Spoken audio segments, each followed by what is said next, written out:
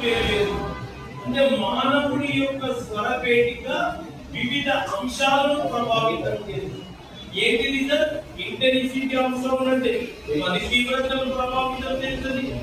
రెండవది దేని ప్రభావితం చేస్తుంది అంటే రెండవది పిచ్ లెవెల్ ప్రభావితం చేస్తుంది. పిచ్ అంటే స్థాయి అన్నట్టు.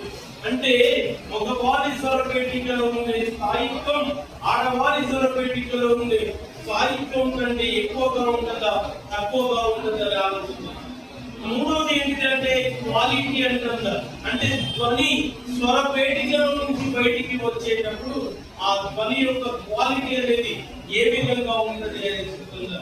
ఈ 4 అంశాల మీద ఆధారపడి మానవుడి స్థాయి కంఠస్వరం అనేది ఆధారపడి.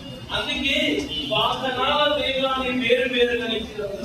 అంటే వాహనం యొక్క సామర్థ్యాన్ని బట్టి ధ్వని వేగం పెరగవచ్చు, వాహనం యొక్క సామర్థ్యాన్ని బట్టి ధ్వని వేగం తగ్గవచ్చు.